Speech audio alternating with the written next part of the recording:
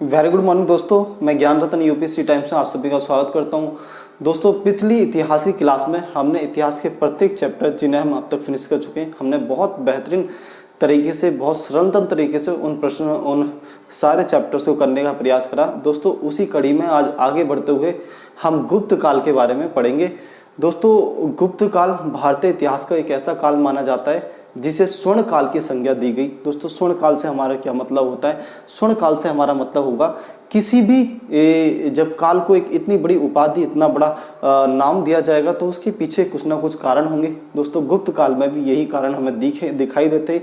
वो कौन से कारण थे? तो दोस्तों, हमें पता चलेगा कि गुप्त काल में अगर हम देखेंगे तो भारतीय विज्ञान का बहुत बड़े लेवल पर विस्तार होगा, विकास होगा। अगर कला की बात करी जाए तो कला का विकास होगा। हम गुप्त काल में पहली बार मंदिरों के एक से कह सकते हैं कि मंदिरों की जो शुरुआत होती है, मंदिरों की जो स्थापत्य कला होती है, उसका विकास हमें गुप्त काल में देखने को मिलेगा। इसके साथ साथ गुप्त काल में एक हमें सौहार्दपूर्ण शासन व्यवस्था भी देखने को मिलेगी। गुप्तों के अधीन जो खुद ब्राह्मण शासक होंगे, जो खुद ब्राह्मण धर्म से अपने आप को जोड़ेंगे, लेकिन बौद्धों के, जैनों के और अन्य धर्मों के विकास में भी महत्वपूर्ण योगदान देंगे।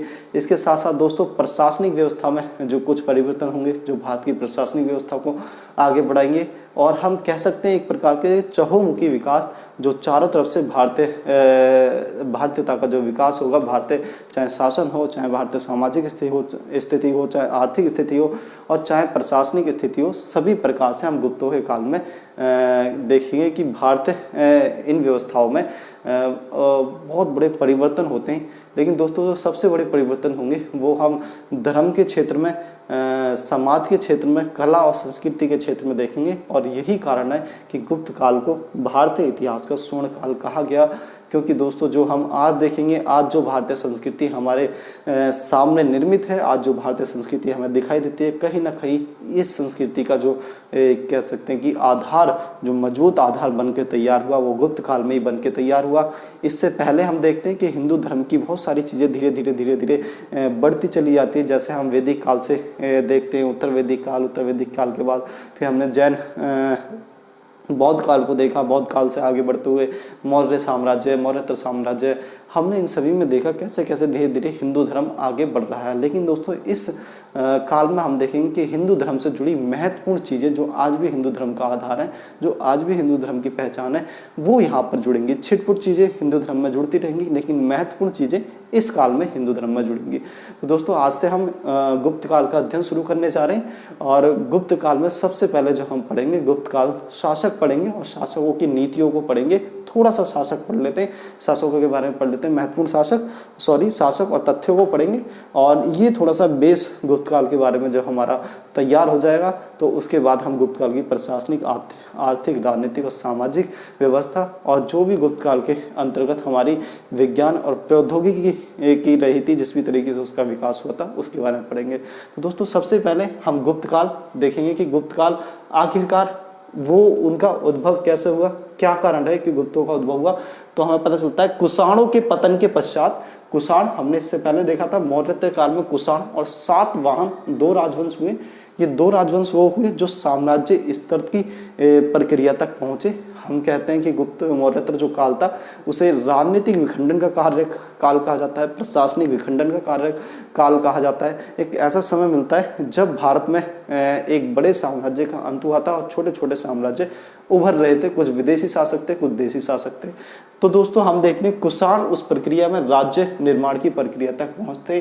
कुषाणों ने एक बड़े भूभाग पर भारत के अपना शासन स्थापित करा था। और उन कुषाणों का जब पतन होता है तो उसके पश्चात उत्तर भारत अब दक्षिण भारत में अनेक राजतंत्र और गणतंत्रों का विकास हुआ। दोस्तों, एक बड़े साम्राज्य का अंत हुआ और वो बड़े साम्राज्य के स्थान पे कई छोटे छोटे साम्राज्यों का उद्भव हुआ। लेकिन जो महत्वपूर्ण बात है जानने वाली, वो दोस्तों ये है कि राजतंत्र और गणतंत्र, उस समय राजतंत्र और गणतंत्र दोनों का उदय हुआ। मैं आपको समझा चुका हूँ कि राजतंत्र का मतलब क्या होता है, गणतंत्र का मतलब क्या होता है। राजतंत्र का मतलब होता है जब सारी शक्ति राजा के पास होती है और वंशवाद पर किसी देश का शासन स्थापित होता है। मतलब राजा का बेटा राजा, राजा का बेटा राजा, राजा का बेटा राजा, ये राजतंत्र होता है। और जब सारी शक्तियाँ राजा के पास होती है, ये राजतंत्र होता है। लेकिन गणतंत्र का मतलब होता है कि सारी शक्तियाँ किसी एक व्यक्ति के पास नहीं होती, उन शक्तियों का एक बंटवारा होता है और कह सकते हैं कि एक सभा होती है, एक समिति होती है जिसके आधार पर वो लोग शासन करते हैं। मतलब एक लोग शासन ना करके एक बड़ी सभा समिति होती है वो शासन करती है। उस समय के जो गणतंत्र होते थे वो इस प्रकार के होते थे। तो दोस्तों राजतंत्र और गणतंत्र दो हमें उस समय प्रशासनिक व्यवस्थाएं दिखती है कि उभर कर आई। एक हम देखेंगे उदाहरण के तौर पर, तो नागवंश हमारा राजतंत्र था, आम्भीर राजतंत्र हुआ, इक्ष्वाकु दोस्तों ये राजतंत्र थे, और गणतंत्र मालव दोस्तों गणतंत्र था, लौध्य ये भी गणतंत्र था, लिच्छवी गणतंत्र, अर्जुनायन गणतंत्र, शिवी गणतंत्र, कुनीद गणतंत्र। दोस्तों ये याद करने वाली चीज है, आप ध्यान रखें इन चीज़ों, क्योंकि मैं आपको बार बार बताता हूँ यही वो तथ्य होते हैं जो बाद में जब हम अपने क्वेश्चन का आंसर देते हैं, आंसर को फ्रेम करते हैं, तो उदाहरण देने के लिए ये हमें बहुत महत्व रखते हैं, ये बहुत महत्वपूर्ण स्थान रखते हैं अपने आप में। उदाहरण देने के लिए ये बहुत प्रयोग में आते हैं। अगर आपसे एक क्वेश्चन पूछ लिया जाए कि गुप्त काल कुषाणों के अंत के बाद उत्तर भारत में, कुषाणों के अंतर्गत उत्तर व दक्षिण भारत में हमें कुछ राजतंत्र व कुछ गणतंत्र देखने को मिलते हैं, उनके बारे में थोड़ा सा वर्णन कीजिए उनका। तो दोस्तों ये राजतंत्र और गणतंत्र हमें देखने को मिलते हैं कुषाणों के उसके पश्चात, पतन के पश्चात। अब इनके बारे में वर्णन करने के लिए हमारे पास बहुत सारी चीज़ नहीं है, तो कम से कम हमें इनका नाम तो आना ही चाहिए, और जब हमें इन्हें नाम पता होगा तो हम घुमा फिरा के थोड़ा सा अपने क्वेश्चन को लिख सकते हैं। आगे बढ़ते दोस्तों, कि कुषाणों के सामंत थे, ये जो गुप्त वंश के जो शासक थे, जिसने गुप्त वंश की स्थापना करी थी वो कुषाणों के शासक थे, और उत्तर प्रदेश बिहार में साम्राज्य, और इनका जो साम्राज्य शुरू में स्थापित था वो उत्तर प्रदेश और बिहार में था, जो गुप्त काल के शासकों का साम्राज्य स्थापित हुआ था। और इन्होंने दोस्तों कुषाणों से सैन्य तकनीक सीखी। सैन्य तकनीक इन्होंने कुषाणों से सीखी। हमने इससे पहले पढ़ा था कि कुषाणों ने भारत में आकर एक नई सैन्य तकनीक का जन्म दिया था, जिसमें जूते, सिपाही अब जूते पहनेगा, लंबे कोट पहनेगा, हेड लगाएगा, जिसमें पढ़ते हैं पगड़ी का आविष्कार उसी समय हुआ था, जूतों का आविष्कार कुषाणों के समय हुआ था। तो ये कुषाणों की सैन्य तकनीक थी जिसको इन्होंने कॉपी करा, तो इनकी सेना भी ताकतवर हो गई। वैवाहिक संबंधों, ये आगे देखेंगे हम कि किसी के साथ ये खुद विवाह कर लेंगे, और किसी का विवाह अपनी पुत्री के साथ करा देंगे, किसी का विवाह अपने पुत्र के साथ करा देंगे। तो कई राजवंशों में एक तरीके से कह सकते हैं कि कई राजवंशों में लगभग इनके रिलेटिव्स, इनके रिश्तेदार होंगे, तो उन राजवंशों में धीरे धीरे उन राजवंशों से इन्हें सपोर्ट मिलेगी, और धीरे धीरे ये एक बड़ी शक्ति बन के उभरेंगे, या उन राजवंशों से वो राजवंश इनके रिश्तेदार हो जाएंगे, तो इनके ऊपर आक्रमण नहीं करेंगे, तो इन्हें एक कह सकते हैं संरक्षित राज्य मिलेगा, एक सुरक्षित राज्य मिलेगा, और सुरक्षित राज्य ताकतवर राज्य जल्दी बन सकता है दोस्तों। तो हम देखेंगे कुषाणों से सैन्य तकनीक, वैवाहिक संबंधों ने इनके प्रसार व सुदृढ़ीकरण में भूमिका निभाई। कुषाणों से जो सैन्य तकनीक ली थी उससे ये आगे बढ़ पाए, और वैवाहिक संबंध थे उससे आगे बढ़ पाए। आगे बढ़ते हैं, चंद्रगुप्त प्रथम जो इसका संस्थापक था उसके बारे में पढ़ते हैं कि गुप्त वंशावली में सबसे पहला नाम चंद्रगुप्त का मिलता है, चंद्रगुप्त प्रथम का मिलता है, और ये गुप्त वंश का संस्थापक माना जाता है एक तरीके से। राज्यारोहण तिथि, जब इसका राज्यारोहण हुआ था, जिस दिन ये राजा बना, राज्यारोहण तिथि 319 ईस्वी को गुप्त संवत माना जाता है। गुप्त संवत चला इसने 319 ईस्वी को, एक नई तारीख घोषित करी। आगे देखते हैं, लिच्छवी राजकुमारी कुमारा देवी से विवाह किया। लिच्छवी राजकुमारी कुमार देवी से विवाह करा। मैं आपको यही समझाना चाहता था कि ये विवाह करेंगे, और विवाह करने के बाद अब लिच्छवी की जो राजकुमारी है जब ये उससे विवाह कर लेंगे, तो एक तरीके से लिच्छवी पर भी इनका प्रभुत्व स्थापित हो जाएगा। धीरे धीरे ये लिच्छवी में भी जाने जाएंगे, और लिच्छवी में भी अपना प्रभाव जमाने लग जाएंगे। तो दोस्तों लिच्छवी राजकुमारी कुमार देवी से विवाह किया। इनके सिक्कों पर दोस्तों, इनके सिक्कों पर कुमार देवी इनकी जो पत्नी थी उसका चित्र मिलता है इनके सिक्कों पर। आगे बढ़ते हैं, प्रयाग प्रशस्ति में दोस्तों इन्हें लिच्छवी दोहिक ध्यान रहे, प्रयाग प्रशस्ति में इन्हें लिच्छवी दोहिक कहा गया है। हरिसेन द्वारा लिखित, ये प्रयाग प्रशस्ति हरिसेन द्वारा लिखी गई थी, जो इनके एक दरबारी कवि थे। 7वें श्लोक में विजयों का विवरण मिलता है, 7वें श्लोक में इनकी विजयों का विवरण मिलता है, और 4 चरणों में इन्होंने अपनी विजयों को पूरा करा था। आगे बढ़ते हैं दोस्तों, 5 चरणों में दोस्तों इन्होंने अपनी विजयों को पूरा करा था। आगे बढ़ते हैं, इनकी विजयों के अलग अलग नाम थे। ये जिसको भी पराजित करते थे तो उसके साथ एक प्रकार का कह सकते हैं एक विधि सम्मत कार्य करते थे। एक ऐसा तरीका होता था जिस तरीके का एक अपना नाम होता था, उनके साथ जो समझौता होता था। जैसे हम देखेंगे दक्षिणापथ गृह मोक्ष दानम या धर्म विजय। धर्म विजय हमने पढ़ा था इससे पहले, किसी शासक को युद्ध में हराकर उसे मारकर ना उसे मारने की जरूरत नहीं होती थी, उसे अपने साम्राज्य पे ही बैठा दिया जाता था, गद्दी पर बैठा दिया जाता था, बदले में उससे उपहार लिए जाते थे, उससे कर लिया जाता था। तो धर्म विजय कुछ इन्होंने इस तरीके से राज्य धर्म विजय करे। गृह मोक्ष दानम बहुतों से उनकी कह सकते हैं कि जब उन्हें हराया तो उनसे उनके साम्राज्य का कुछ भाग ले लिया, इसे गृह मोक्ष दानम कहते हैं। सर्व करदानम आज्ञाकरण प्राणागमन। दोस्तों ये इनके तरीके थे, ये इनकी विद्या थी कि ये अपने शत्रु को हराने के बाद उनके साथ लगभग इस तरह के एक समझौते कर लिया करते थे। और इन समझौते का अपना एक मतलब होता है कि जहाँ पर इन्हें जो सही लगा इन्होंने उसके साथ उस प्रकार के समझौते किए। तो प्राणागमन मतलब जब आप हमारे दरबार में आओ अपने और हमें प्रणाम करो, शीश झुकाओ और हमें टैक्स देके चलते बनो। इन्होंने इस तरीके से राजाओं के साथ संबंध स्थापित करे उन्हें हराने के बाद। आत्मनिवेदन कन्योपदान। कन्योपदान दोस्तों आत्मनिवेदन, हमारे पास आके हमसे रिक्वेस्ट करो, आत्मनिवेदन करो और कन्यापदान अपनी कन्या को दान करो, मतलब अपनी कन्या का विवाह, अपनी पुत्री का विवाह हमारे साथ कर लो। दोस्तों उस समय पुत्री के साथ विवाह करना, वैवाहिक संबंध बनाना एक कह सकते हैं एक कूटनीतिक कार्य हुआ करते थे। और किसी भी शासक को जब उसने किसी छोटे शासक को हराया है, हराने के बाद उसने उसे अपनी उसकी गद्दी पर ही स्थापित कर दिया है, बैठा दिया है। और उसके बाद राजा ने उससे कह दिया कि ठीक है आप समय समय पर मुझे कर देते रहना, मुझे उपहार देते रहना और मैं जा रहा हूँ यहाँ से, और उसे बिठा के चले गए। और वो राजा के तुरंत बाद, जाने के तुरंत बाद वो दोबारा विद्रोह कर देता था। ऐसी स्थिति में क्या होता था, ताकि वो दोबारा विद्रोह ना करे, राजा उसकी बेटी के साथ विवाह कर लेता था और इस प्रकार राजा उसका दामाद बन गया और वो राजा का ससुर बन गया। इस तरीके से संबंधों को बनाया जाता था ताकि दोनों के बीच में जब पारिवारिक संबंध होंगे तो दोनों एक दूसरे पर आक्रमण नहीं करेंगे, दोनों एक दूसरे के साथ विश्वासघात या धोखा नहीं करेंगे। तो ये इस तरीके से उस समय जो वैवाहिक संबंध थे उनका एक अपना महत्व था। तो आत्मनिवेदन कन्योपदान, विदेशी शासकों को पराजित करने के बाद उनके साथ इस प्रकार से इन्होंने समझौते किए।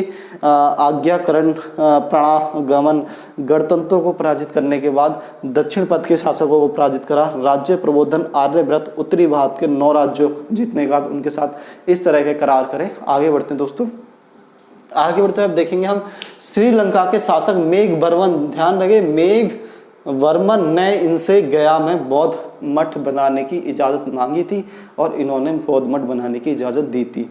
दोस्तों हम पढ़ते हैं कि यूपी बिहार में उस समय इनका शासन था और जो बिहार है बौद्ध गया है वो बिहार में पड़ता है। और श्रीलंका हम कहेंगे कि अशोक के समय से श्रीलंका में बौद्ध धर्म का प्रचार प्रसार अच्छा हो गया था और बहुत सारे शासक श्रीलंका के बौद्ध धर्म से प्रभावित रहे।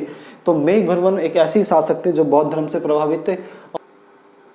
और दोस्तों इन्होंने गुप्त शासक समुद्रगुप्त से श्रीलंका के शासक मेघवर्मन ने बौद्ध मठ बनाने की परमिशन मांगी थी और इन्होंने परमिशन दी थी। तो ये फैक्ट वाली चीज़ें, याद करने वाली चीज़ें थोड़ा थोड़ा आपको याद होनी चाहिए। जब भी आप किसी चैप्टर को पढ़ रहे हो, हम व्यवस्थाएं, प्रशासनिक, आर्थिक, सामाजिक व्यवस्था को पढ़ेंगे, वो हमारी ड्यूटी है और उन्हें समझेंगे अच्छे से। और यूपीएससी मेंस में ज़्यादातर वही आती हैं।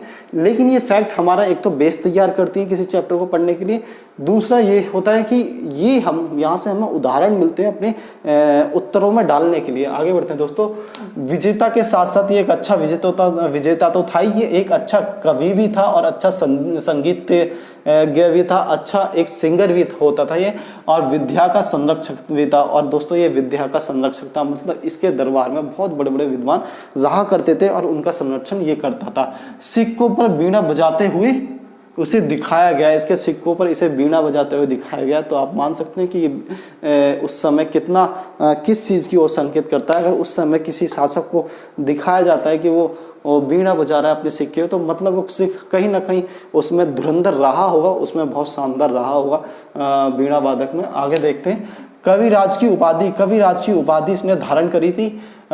वसुबंध को संरक्षण दिया। वसुबंध जो दोस्तों एक महान बौद्ध भिक्षु हुआ करते थे, वसुबंध बौद्ध विद्वान थे वसुबंध, और वसुबंध को इन्होंने संरक्षण दिया था। तो आप देखेंगे गुप्तों के बारे में जब हम पढ़ते तो पता चलता है कि ब्राह्मणवादी संस्कृति का गुप्तों के समय में पुनरुत्थान हुआ था और गुप्त पूर्ण रूप से ब्राह्मण थे, लेकिन तब भी इन्होंने बौद्ध विद्वानों को भी संरक्षण दिया। तो यही सांप्रदायिक सौहार्द को दिखाता है।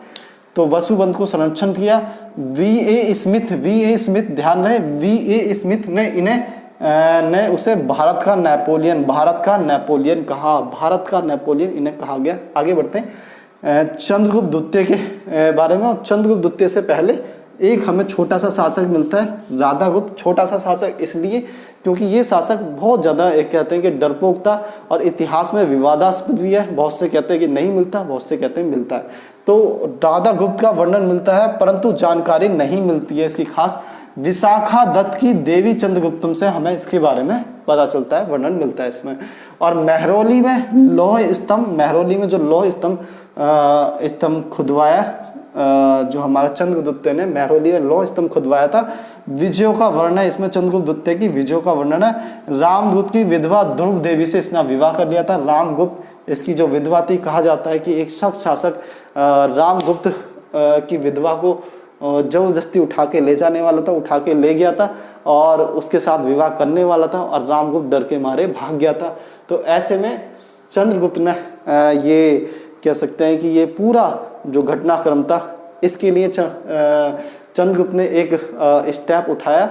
उसने उस शक शासक से युद्ध करा, उसे पराजित करा और अपने भाई की मृत्यु कर दी और उसके बाद ध्रुव देवी से विवाह कर लिया। घर की इज्जत को घर में ही बचा लिया। तो ध्रुव देवी से विवाह किया। अपनी पुत्री प्रभावती का विवाह वाकाटक शासक रुद्रसेन द्वितीय से किया। तो दोस्तों देखेंगे कि गुप्तों के एक तरीके से उत्थान में, गुप्तों के साम्राज्य को स्थापित देने में जो विवाह संबंध थे वो कितने महत्वपूर्ण थे। यहाँ पर भी एक विवाह करेंगे अपनी पुत्री का रुद्रसेन से, वाकाटक शासक से, ताकि वाकाटक शासक इनसे इनका समर्थन बना रहे, ताकि ये वाकाटक शासक से समर्थन प्राप्त करते रहे या फिर वाकाटक शासक इनके ऊपर आक्रमण ना करे। द्वितीय से तथा पुत्र का विवाह देखेंगे कदम राजवंश में किया। कदम राजवंश से भी इन्होंने वैवाहिक संबंध स्थापित करे और इन्होंने विक्रमांक परम भागवत की उपाधि धारण की। शक शासक रुद्र सिंह द्वितीय को पराजित किया। रुद्र सिंह द्वितीय शक शासक को पराजित किया और शकारी की उपाधि प्राप्त करी। ये हमने पढ़ा चंद्रगुप्त द्वितीय के बारे में। आगे बढ़ते हैं। कालिदास धनवंतरी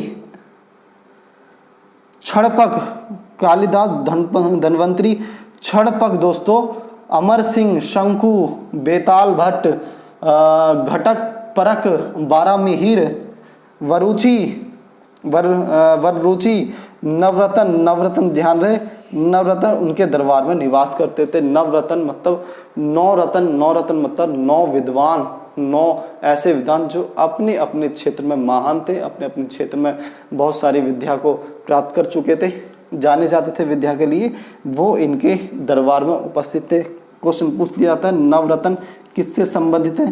तो दोस्तों नवरत्न इनके दरबार में रहने वाले जो विद्वान थे उससे संबंधित है। आगे हम देखेंगे नवरत्न शिवाजी के समय भी नवरत्न कहा जाएगा, वो चीज़ें अलग हैं, वो जब पढ़ेंगे। देखते हैं आगे। प्रसिद्ध चीनी यात्री फाहियान, ध्यान रहे, प्रसिद्ध चीनी यात्री फाहियान इनके समय में भारत आया था बौद्ध धर्म की शिक्षा लेने के लिए, बौद्ध धर्म के बारे में जानने के लिए फाहियान भारत आया था इनके समय में। तो ये हमने समुद्रगुप्त, चंद्रगुप्त और चंद्रगुप्त प्रथम, चंद्रगुप्त द्वितीय, इन तीनों शासकों के बारे में पढ़ लिए। आगे 1-2 शासक और हैं, फिर उसके बाद हम यहाँ की प्रशासनिक, आर्थिक, सामाजिक व्यवस्था के बारे में पढ़ेंगे।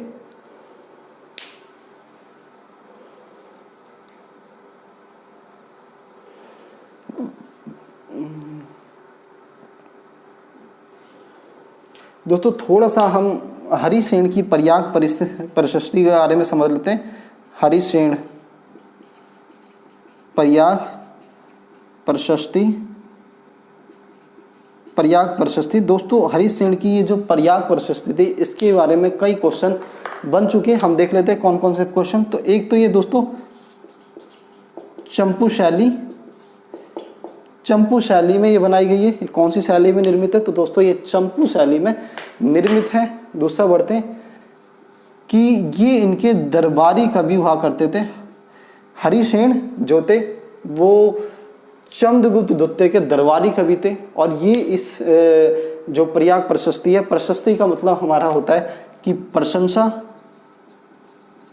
प्रशंसा करना, किसी की तारीफ करना। और प्रयाग प्रशस्ति से हमें पता चलता है कि इन्होंने चंद्रगुप्त द्वितीय के बारे में बहुत बड़ी बड़ी तारीफें कर रखी हैं कि वो एक बहुत महान योद्धा थे, उनके सामने सारे राजा थर थर थर कांपते थे, पृथ्वी पे उनसे बड़ा कोई योद्धा नहीं था, महान सेनापति थे। तो दोस्तों ये हम यहाँ से हमें पता चलता है कि क्योंकि ये एक दरबारी कवि थे, इसलिए राजा के समय ये सिर्फ उतना बोल सकते थे जितना राजा को अच्छा लगे, या फिर इनके बोलने का मकसद हो सकता है राजा को खुश करना भी हो। तो इसीलिए प्रयाग प्रशस्ति से हमें पता चलता है कि इसमें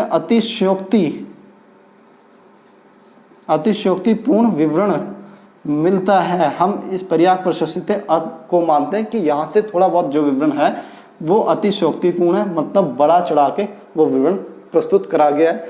इसकी विशेषता यह है कि ये संस्कृत भाषा में निर्मित करा गया है। और आगे हम देखेंगे कि इसी पर प्रयाग प्रशस्ति पर हम देखेंगे कि ये जो प्रयाग प्रशस्ति है दोस्तों, इसकी स्थापना जो होगी अशोक कराएगा, सम्राट अशोक। और अशोक के इसी अभिलेख पर ये प्रयाग प्रशस्ति लिखी जाएगी। तो ये अशोक के अभिलेख पर ही लिखी गई है। अशोक के अभिलेख पर जो जगह थी उसी जगह पे चंद्रगुप्त का भी विवरण कर दिया गया है। बाद में हम देखेंगे कि इसी प्रशस्ति पर अकबर और जहांगीर भी अभिलेख जारी करेंगे, अपने आदेश जारी करेंगे। तो ये प्रयाग प्रशस्ति थी। और सर्वप्रथम अगर हम देखेंगे भारतवर्ष, अगर भारतवर्ष नाम से हमारे देश का उल्लेख कहीं मिलता है तो वो प्रयाग प्रशस्ति में मिलता है। दोस्तों अभी प्रयाग प्रशस्ति के बारे में इतना ही, विस्तार से प्रयाग प्रशस्ति के बारे में पढ़ेंगे एक क्वेश्चन के माध्यम से, जब एक क्वेश्चन को करेंगे। तो दोस्तों आगे हम पढ़ते हैं अन्य शासकों के बारे में।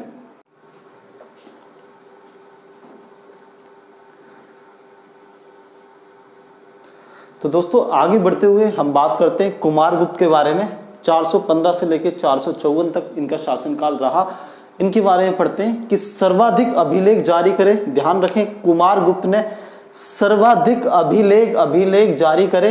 विल्सण ध्यान रखें, विल्सण अभिलेख से ही कुमारगुप्त तक गुप्तों की वंशावली की जानकारी मिलती है। विल्सण अभिलेख से ही हमें ये पता चलता है कि कुमारगुप्त और इससे पहले कौन कौन से शासक रहे और किस किस समय तक रहे। मंदसौर अभिलेख जो इसके समय का ही अभिलेख था, जो वत्स भट्टी ने लिखा था। ध्यान रहे, मंदसौर अभिलेख वत्स भट्टी ने लिखा था। नालंदा की स्थापना कुमारगुप्त ने करी थी। ध्यान रहे, बहुत इंपॉर्टेंट क्वेश्चन। नालंदा भारतीय इतिहास में बहुत महत्वपूर्ण स्थल हो जाता है, बौद्ध धर्म से जुड़ा हुआ होता है। एक विश्वविद्यालय है नालंदा, और नालंदा विश्वविद्यालय की स्थापना एक ब्राह्मण वंश के शासक कुमारगुप्त ने करी थी। तो कुमारगुप्त ने नालंदा विश्वविद्यालय की स्थापना करी और महेंद्र द्वितीय श्री महेंद्र की उपाधि धारण करी। इसके समय गुप्तकालीन सिक्कों पर सबसे बड़ा ढेर, गुप्तकालीन सिक्कों का सबसे बड़ा ढेर बयाना से इसके काल में सबसे बड़ा सिक्कों का ढेर अगर किसी गुप्तकालीन शासक का मिलता है तो वो इसका ही मिलता है। बयाना राजस्थान से मिलता है। मयूर शैली की मुद्रा सर्वाधिक है। मयूर शैली से हमारा मतलब होता है शायद उस पर कहीं ना कहीं मोर छपे होंगे। दोस्तों उस समय जो भी चीज़ हमें इसी तरीके से चीज़ों का नाम निर्धारित किया जाता था। तो मयूर शैली हम एक अनुमान लगा सकते हैं कि शायद वहाँ पर उसके सिक्कों पर मोर छपा हुआ हो, इसलिए उसे मयूर शैली कहा गया। आगे बढ़ते स्कंदगुप्त दोस्तों, तो हुण आक्रमण हुआ। सर्वप्रथम आक्रमण, प्रथम आक्रमण इसके समय में हुआ। अगर हुण आक्रमण हुआ है सर्वप्रथम, ध्यान रहे, तो वो स्कंदगुप्त के शासन काल में होगा, जो एक गुप्त काल का शासक होगा। भीतरी स्तंभ के अनुसार हमें ये जानकारी मिलती है। भीतरी स्तंभ, ये स्तंभ थोड़ा सा ध्यान रखें, ये स्तंभ बहुत जरूरी होंगे। ये स्तंभ उदाहरण देने के बहुत काम आएंगे जब पता चलेगा कि हुणों के आक्रमण का विवरण कीजिए।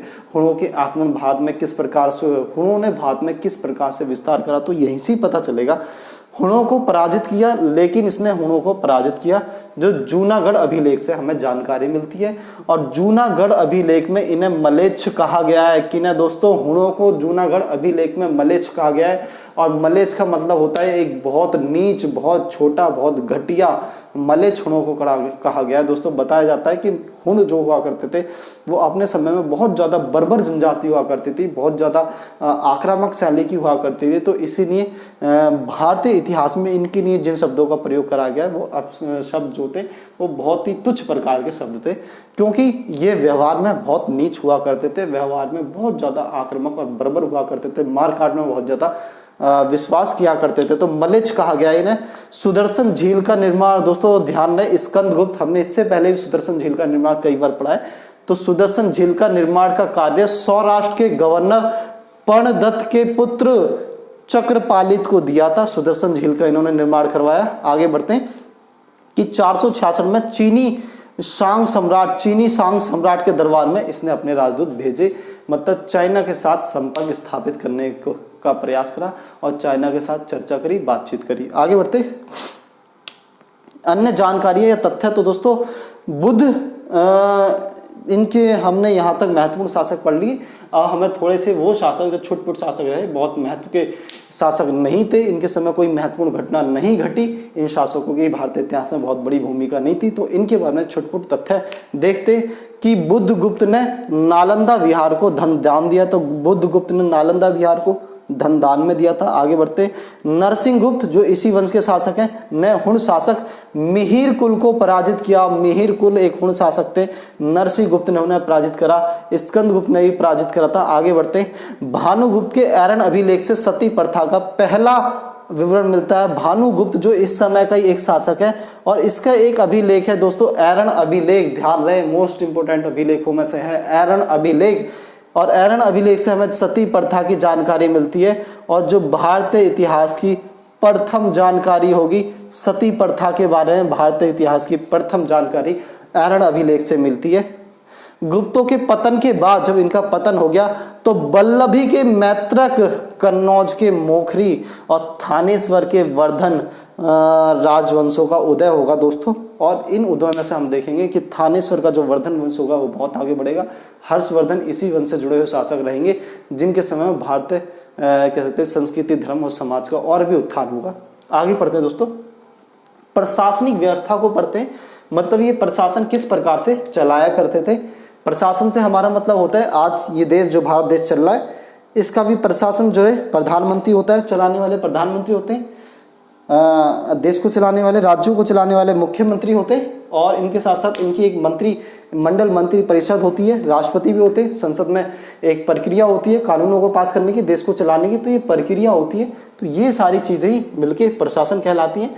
तो हम देखेंगे यहाँ का प्रशासन किस प्रकार से चलता था। तो दोस्तों यहाँ के प्रशासन को जब हम देखेंगे तो पता चलेगा राजा द्वारा भारी भरकम उपाधियां धारण की गई, राजा द्वारा भारी भरकम उपाधियां धारण करी गई।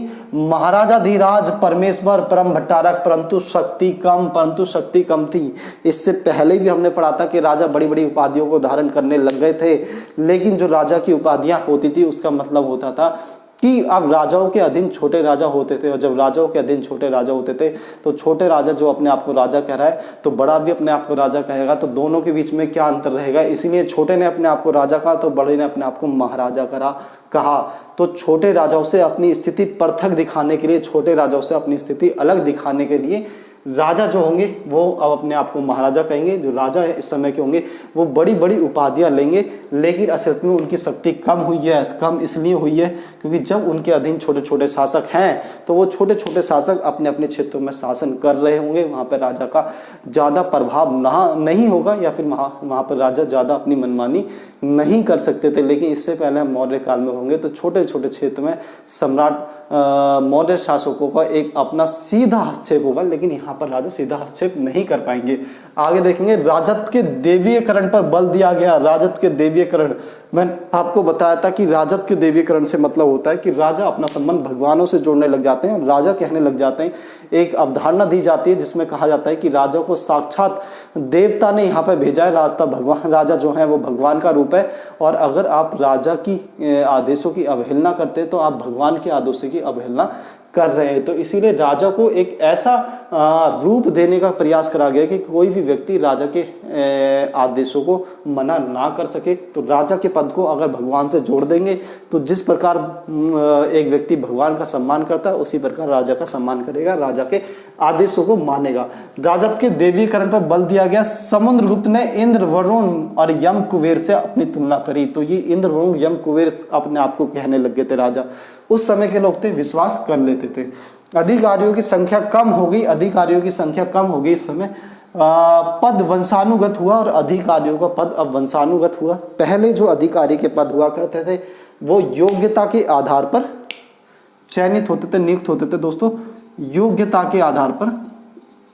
लेकिन यहाँ पर वंशानुगत से हमारा मतलब होता है कि अगर कोई सेनापति है और जब उस सेनापति की मृत्यु होगी तो उसके बेटे को सेनापति बना दिया जाएगा। लेकिन दोस्तों वो सेनापति जो होगा वो शायद बहुत ज़्यादा योग्यवान, साहसी और वीर सेनापति होगा, लेकिन उसका बेटा जिसमें शायद सेनापति जैसे गुण ना हो, जो शायद वीर भी ना हो, महान भी ना हो, साहसी भी ना हो, लेकिन तब भी वो सेनापति बनेगा।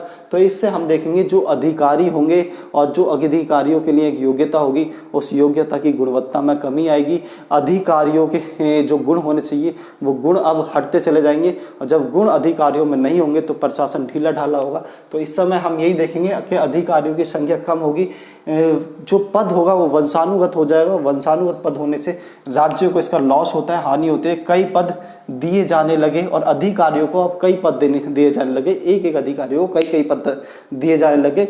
मतलब अगर कोई कृषि मंत्री हो उसे वित्त मंत्री बना दो, उसे रेल मंत्री बना दो और उसे रक्षा मंत्री बना दो। तो इस तरीके से एक मंत्री को कई पद दिए जाने लगे ताकि बहुत सारे पद ना देने पड़े और राज्य कम से कम वेतन में अपना शासन चला सके। क्योंकि राज्य का आर्थिक आधार इस समय कमजोर हो रहा था। वो कैसे कमजोर हो रहा था? जो हमने मौर्य काल में पढ़ा था, सेम वही चीज़ है, थोड़ा सा यहाँ पे भी देख लेते हैं, लेकिन पहले आगे बढ़ते हैं। तो दोस्तों साम्राज्य का जो विभाजन होता था, पूरा साम्राज्य, जैसे आज हमारा जो भारत बटा हुआ है वो हमारा पूरा भारत केंद्र कहा जाता है, पूरा भारत केंद्र। लेकिन केंद्र राज्यों में बटा हुआ है। भारत यूपी, हरियाणा, राजस्थान, पश्चिम बंगाल, छत्तीसगढ़, झारखंड, पंजाब, इन सारे राज्यों में भारत को बांटा गया है। लेकिन जब इन सारे राज्यों में हम जाएंगे तो हम देखेंगे ये जो राज्य, अगर हम यूपी मान लें तो यूपी भी अपने आप में बटा हुआ है। किन में? जिलों में बटा हुआ है। यूपी में भी 70-72 जिले, आज की वर्तमान स्थिति में यूपी में 70-72 जिले मिलते हैं। जिलों में यूपी को बांटा गया है। तो इस तरीके से हम कहते हैं कि एक जिले का प्रमुख होता है जिसे जिलाधिकारी कहते हैं, जो आप सभी बनना चाहते हैं, डीएम, एसडीएम। उसके बाद देखते हैं एक राज्य का प्रमुख होता है जिसे मुख्यमंत्री कहते हैं, वो अपने राज्य का प्रमुख होता है। एक पूरे देश का प्रमुख होता है, वो प्रधानमंत्री होता है, जो अभी मोदी साहब है। तो हम देखेंगे कि साम्राज्य जो होगा वहां पर राजा साम्राज्य को पूरे को राजा चलाएगा। जो सबसे बड़े स्तर पर बैठा होगा वो राजा बैठा होगा। साम्राज्य का विभाजन प्रांतों में होगा, मतलब राज्य जिन्हें उस समय भूपति कहा जाएगा। ध्यान रहे, भूपति उस समय राज्यों को, प्रांतों को कहा गया है। और उस पर उपड़िक नामक अधिकारी होता था। हम कह सकते हैं वर्तमान सीएम की तरह, मुख्यमंत्री की तरह उपड़िक अधिकारी हुआ करता था। उसमें विस्पति जिला अधिकारी, उस जिलों पे जो सबसे बड़ा अधिकारी होता था उसे विस्पति या फिर कुमार मात्य कहलाते थे, कुमार मात्य कहा गया था उन्हें। तो ये जिलाधिकारी के समान था। फिर उसके बाद जिलों का भी विभाजन था विधि में, और इसे विधि मामात्य कहा जाता है। जैसे दोस्तों हमारे जिले भी बटे रहते हैं आज गांव में, और गांव सबसे छोटी इकाई होते हैं, गांव नहीं बटे होते। गांव के बाद सबसे छोटी इकाई परिवार होता है।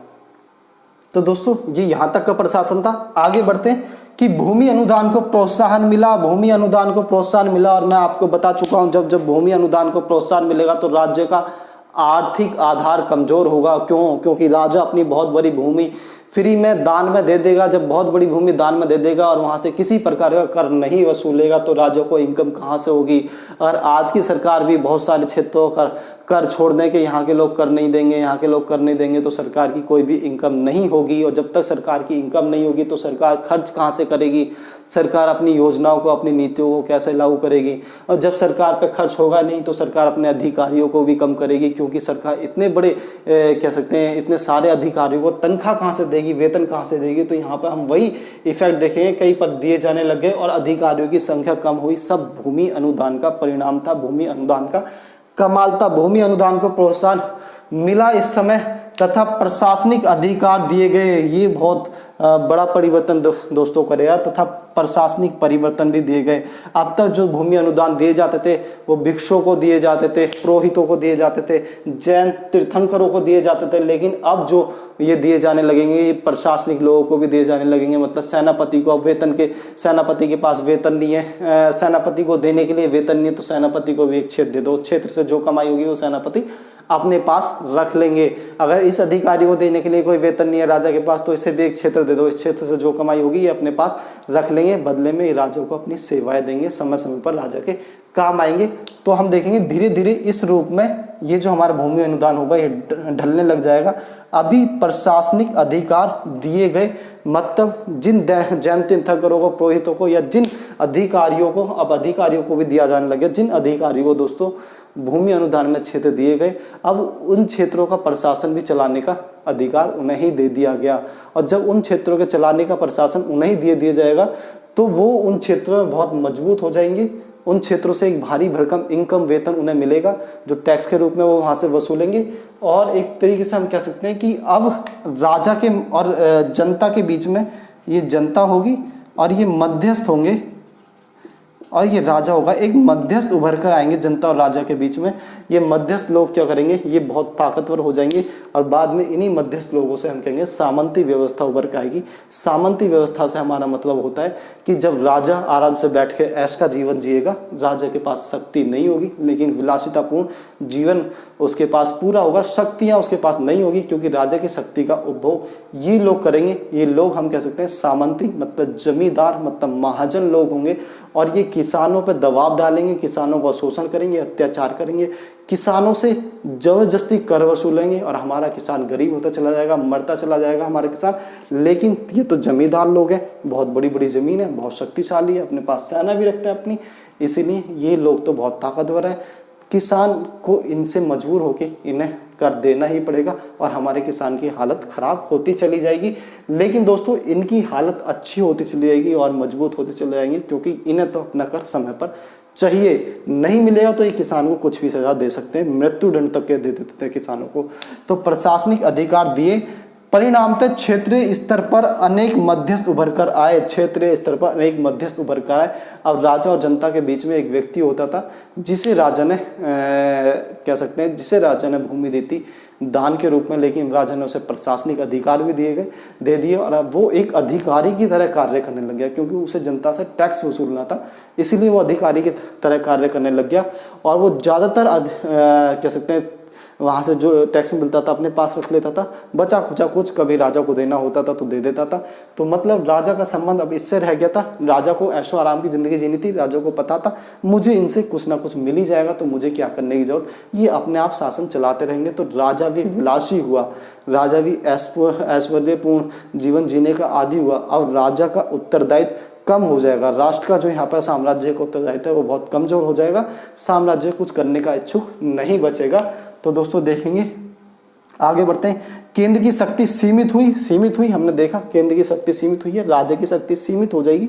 राजा को पता ही नहीं चलेगा कि मेरे साम्राज्य में क्या चल रहा है क्योंकि जो लोग जिन्हें राजा ने प्रशासनिक अधिकार दे दिए अब वो अपने अनुसार वहाँ के क्षेत्रों को मैनेज कर रहे थे, वहाँ के क्षेत्रों का प्रबंधन कर रहे थे। ना उन्हें राजा से पूछने की जरूरत थी, ना उन्हें राजा को बताने की जरूरत थी। जब उन्हें ये सारे अधिकार खुद मिल गए तो राजा क्या करेंगे, तो इसलिए राजा कुछ नहीं करेंगे या बहुत कम चीज़ों को करेंगे, इसलिए राजा की शक्ति सीमित होगी। ग्रामीण मुखिया, महत्तर, व्यापारिक श्रेणियाँ, जाति पंचायतें की शक्ति बढ़ गई, लेकिन इनकी शक्तियाँ बढ़ गई। जो छोटे छोटे ग्रामीण मुखिया, महत्तर, व्यापारिक श्रेणियाँ, जाति पंचायतें थी, इनकी शक्तियाँ बढ़ गई क्योंकि दोस्तों ये धीरे धीरे अपने आप को संगठित करने लग गए और ये जो महाजन जमींदार थे इनसे बचाव के लिए ये एक समूह में रहने लगे। समूह में रहने से मेरा मतलब है कि आप आज भी देखते हैं कि आज आपके क्षेत्र में आपका एमएलए आता है तो आप अकेले एमएलए से मिलने नहीं जाते, आप ये सोच के चलते हैं कि जब हमारा विधायक जी आए तो मोहल्ले से, पास पड़ोस से 10, 20, 50 लोग जो होते हैं वो एक साथ इकट्ठा होकर जाएं और विधायक जी से अपनी समस्या के बारे में बताएं ताकि विधायक जी उस समस्या को ध्यान से सुने जब 10, 20, 50 आदमी होंगे तो दोस्तों इसी तरीके से हम देखेंगे तो ग्रामीण मुखिया हर गांव में अपने अपने कुछ ना कुछ संगठन बन जाएंगे ताकि जब उस गांव में ये मध्यस्थ जो लोग होंगे जिन्हें प्रशासनिक अधिकार दे दिए जाएंगे, ये जब उस गांव में आएंगे तो ये इकट्ठे होकर उस गांव के जो उस गांव का जमींदार होगा, सामंत होगा या मुखिया होगा, उससे अपनी समस्या बता सकेंगे। और जब उससे अपनी समस्या बता सकें तभी कोई समाधान मिल पाएगा उन्हें। तो दोस्तों आगे बढ़ते हैं कि भूमि अनुदान का प्रशासन पर प्रभाव। तो देखेंगे प्रशासन का क्या प्रभाव पड़ा। राज्य का आर्थिक आधार कम हुआ, राज्य का आर्थिक आधार कम हो गया क्योंकि राज्य अब बहुत सारे लोगों से बहुत सारा क्षेत्र राज्य ने दान में दे दिया था, वहां से टैक्स नहीं मिलता था। टैक्स नहीं मिलेगा तो पैसा कहां से आएगा, पैसा नहीं मिलेगा तो आर्थिक आधार कमजोर होगा। अधिकारियों की संख्या कम होगी, जब पैसा ही नहीं होगा तो अधिकारियों को तनख्वाह कहां से देंगे, तो संख्या कम करनी पड़ेगी। ग्रहिता जो दान ग्रहिता को प्रशासनिक अधिकार देने से राजा का उत्तरदायित्व कम हुआ। जब दान ग्रहिता को प्रशासनिक अधिकार भी दे दिए, उन्हें भी अपने अपने क्षेत्र में कोई भी कानून नियम बनाने का और लागू करने का अधिकार दे दिया, तो राजा क्या बनाएगा, राजा क्या करेगा, राजा कुछ नहीं करेगा। राजा को तो बस बैठ के इनसे जो कुछ प्राप्त हो जाता है वो चाहिए बस राजा को। तो हम देखेंगे राजा का दायित्व कम होना ही होना है, राजा का दायित्व कम होगा। मध्यस्थों की ताकत बढ़ी, मध्यस्थों की ताकत बढ़ेगी, राजा की घटी। सामंती संबंध बिचौलिया निर्मित हुए। अब एक बिचौलिया वाली व्यवस्था या फिर सामंती संबंधों वाली व्यवस्था निर्मित हो गई। दोस्तों आज की क्लास में इतना ही। अगली क्लास में हम जो बिंदु हमसे अब तक छूट गए गुप्त काल के बारे में, हम उन्हें कवर करेंगे, उन्हें देखेंगे। तो दोस्तों क्लास देखने के लिए थैंक यू सो मच। और इसके साथ साथ दोस्तों थोड़ा सपोर्ट करें, लाइक करें, शेयर करें, कमेंट करें, सब्सक्राइब करें, वीडियो को आगे बढ़ाएं। डेफिनेटली मैं आपके लिए बहुत अच्छी जानकारी लेके आता रहूँगा। धन्यवाद।